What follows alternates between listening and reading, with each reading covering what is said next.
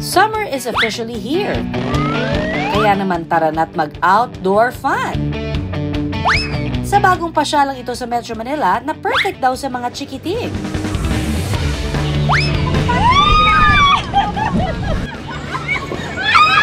At mga child at heart.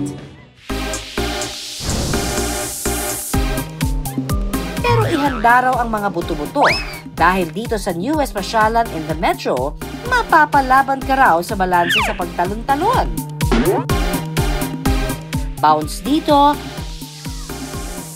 bounce doon. One-to-sawang pagtalon-talon. Sa isang ektaryang bounce park na ito, dito lang sa Pasay City. Kailangan daw ng matinding stretching dahil naglalakihan at nagtataasan ang inflatable playground dito. Inflatable, yun naisip namin konsepto sa park na to dahil mas gusto namin mabigyan ng mas safe, mas fun na space na perfect sa family.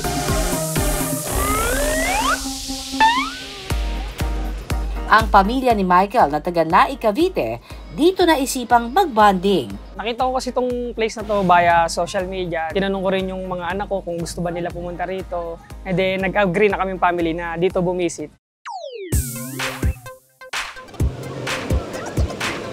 Una nilang sinubukan ang obstacle playground na ito na kung tawagin ay Retro Rush.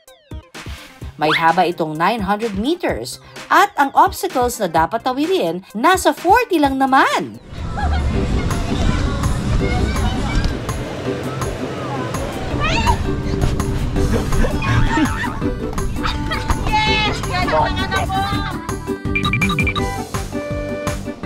Ready na kaya sila sa habulan at akyatan?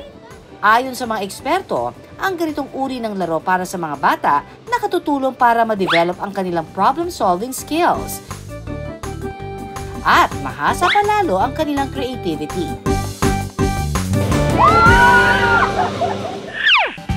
Matapos ang nakaka-adrenaline rush na mga obstacles, sinubukan naman nina Michael ang Crazy 8 Playground.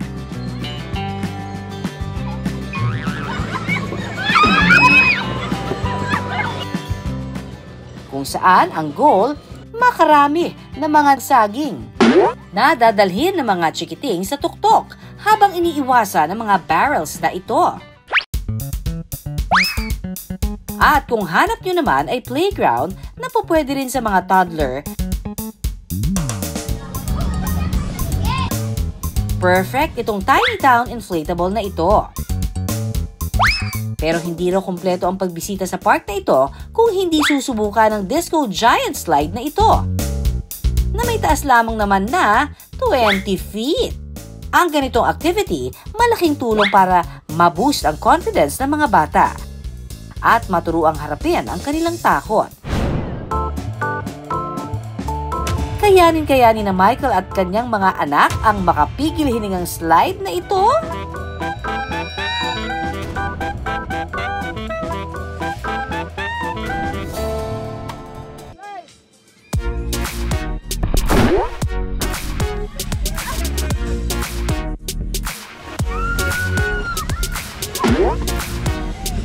Medyo nakakakaba na masaya kasi ang taas talaga niya.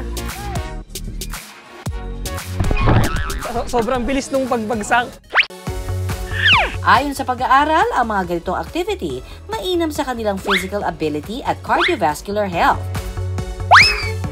Nakatutulong pa sa pag-improve ng kanilang social skills.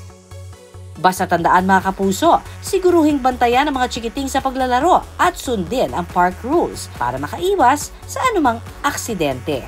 Lahat ng staff natin ay well-trained. Bago pumasok yung mga guests natin, ino-orient namin sila to wear grip socks or aqua shoes para mas safe sila inside the inflatables, and also no rough playing po, and may mga medics rin naman pong nakaantabay dito.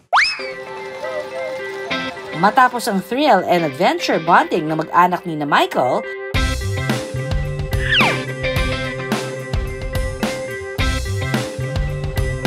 syempre, hindi mawawala ang tsibugan.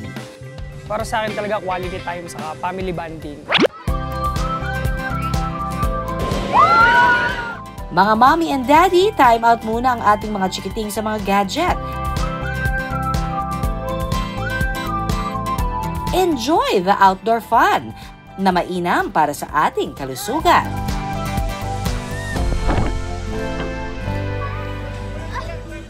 Maraming salamat sa pagtutok sa Pinoy MD. Para po sa iba pang kaalaman tungkol sa ating kalusugan, mag-subscribe na sa GMA Public Affairs YouTube channel. And of course, don't forget to hit the bell button for our latest updates.